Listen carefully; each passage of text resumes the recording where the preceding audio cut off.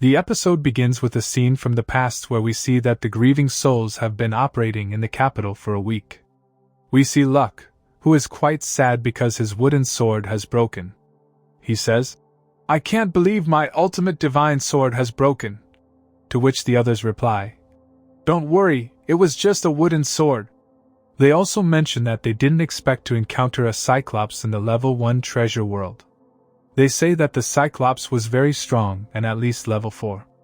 As they talk, a man who has been drinking approaches, shocked that they defeated the Cyclops.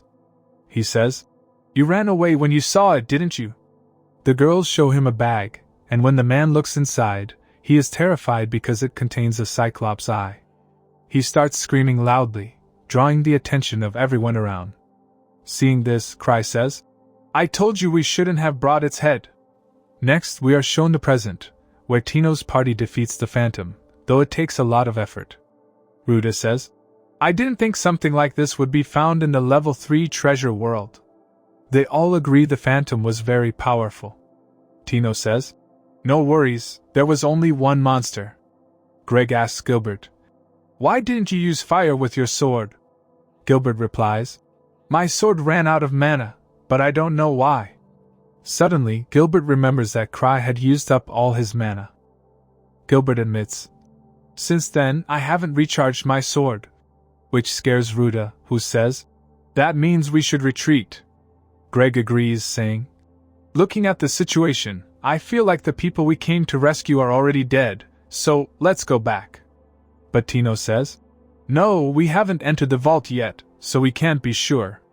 Josenka Greg says, "The most important thing is that we're still alive.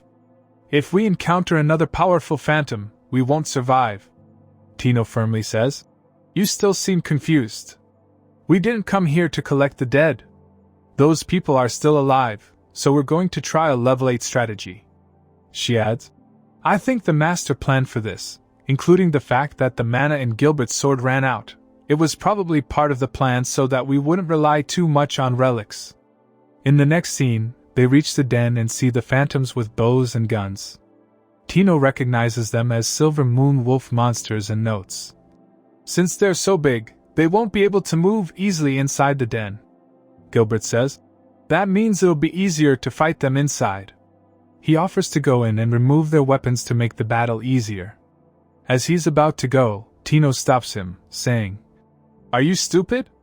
Gilbert responds, "Even without mana, my sword is still very powerful." Tino warns him, "Don't rush. As a leader, it's my duty to ensure everyone survives. The master is trusting me to prove that I'm worthy of being a leader, so I will safely bring my team back." Meanwhile, Cry is shown walking towards the den, thinking, "I hope Tino survives. I don't care if she sacrifices the rest of her team." In the next scene, Tino's party fights the Phantoms together and manages to defeat them. Tino comments, "The enemy's skills are very powerful, but our teamwork is paying off, and that's something they lack." As they continue fighting, more Phantoms appear, and they prepare to fight them as well. Tino reflects, "Our party's lineup isn't too bad. Even though Gilbert talks big, he's still somewhat strong. Greg has a lot of experience and coordinates well with others. As for Ruta, she may not be flashy, but as a thief, she's great at locating enemies. Without Ruta, I wouldn't be able to fight effectively." After defeating the Phantoms, Tino says, "Everything has been calculated. The master chose the perfect team." She concludes, "The master is like a god." Meanwhile, Gilbert is shown fighting enemies and recalling how his previous team members couldn't keep up with him. This led Gilbert to leave their party because of the huge difference in strength. Now, Gilbert says, "Back then I was filled with anger, but I've realized that my team members were just not as desperate as I was." Gilbert struggles a bit during the fight, and Greg steps in to help him. Shocked, Gilbert says, "I didn't know fighting with a team could feel this good." He defeats a Phantom and Greg praises him. They move forward and reach an open area, where Tino senses a big boss nearby. Greg asks if they should retreat, but Tino says, "We've made it here without injury, so maybe we can defeat the boss." She tells Greg, "You're a big guy, don't be such a coward." If you keep doing missions like this, you'll grow. Greg agrees, admitting that once a hunter reaches level 4, they can easily complete lower-level treasure worlds and earn money. However, when he feels like he can't win, he runs away from the fight because he's seen too many of his friends die. Tino acknowledges his fear but says, "Even so, you're still approaching the first step because you want to change, right?" Greg agrees. Tino then says, "That's why the Master included you in this party. Otherwise, why would he choose you, even though he doesn't know you?" She tells everyone, "The Master wants to save all of you. That's why the Master is like a god." Hearing this, Ruda asks, "Then why did he choose me?" Tino pauses and says, "Maybe because you have a big chest."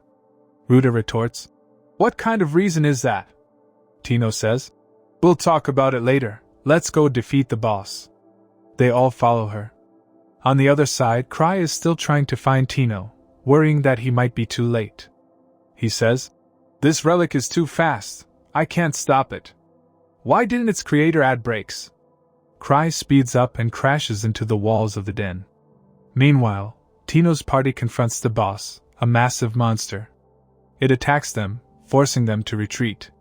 They wonder if they should retreat completely, but Tino notices the boss isn't wearing a helmet, meaning its weak point is exposed. She declares, "This is one of the Master's 1,000 trials. I will overcome it." She instructs everyone to distract the boss so she can attack it. Greg strikes the monster with his sword, but the monster knocks him down. Tino, unfazed, continues moving toward the boss. Impressed, Ruda says, "She's doing this without any fear."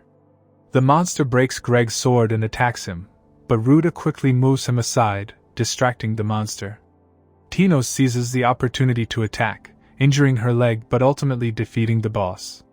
She declares, "We've won!" Ruda checks on Tino's injury, but Tino assures her, "Don't worry, I have a potion." She uses the potion to heal her leg slightly. Greg approaches, still shocked, saying, "I can't believe my sword broke." He thanks Ruda for saving his life, and she replies, "No problem." Greg says, "Now we just need to rescue everyone." And Tino agrees, offering him her sword. He accepts it. Suddenly, another boss attacks Tino, but she quickly dodges. They realize there are multiple bosses in front of them. Tino, frightened, says, "We have no choice but to retreat through the nearby passage. We'll fight them in the narrow gap where they can't fight effectively." As they try to escape, a boss blocks their path. Greg and Gilbert volunteer to act as bait, telling Tino and Ruda to run. They say, "Don't worry about us, it's our turn to flex a little." Tino hesitates, wondering if this is the right decision. Then she remembers she has the Master's ring, which she can use. After Tino decides to use the Master's ring, she gathers her courage and tells her companions, "I won't let anyone be sacrificed." She holds up the ring, and suddenly, a powerful light radiates from it. Everyone around is momentarily blinded by the intense glow. As the light fades, they realize that a powerful barrier has formed around them, protecting them from the incoming attacks of the numerous bosses. Tino's companions are shocked. Greg, Gilbert, and Ruda look at her in disbelief, not fully understanding the power she just unleashed.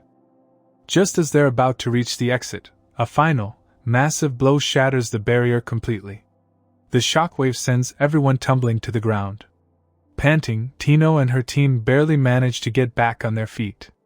The bosses are closing in, but just when all hope seems lost, a familiar voice echoes through the cavern. "You've done well, Tino," the voice says. It's the Master. From the shadows, the Master appears, calm and composed. With a single motion, they unleash a wave of magic so powerful that the entire dungeon shakes. The bosses, overwhelmed by the sheer force of the attack, are obliterated in an instant. Tino and her team are left speechless, barely able to comprehend what just happened. The Master approaches them, offering a small smile. "I knew you would lead your team well." Tino, exhausted but relieved, nods. "Thank you, Master," she says. I couldn't have done it without the ring." The Master chuckles softly. "The ring was just a tool. It was your leadership and your trust in your team that truly made the difference.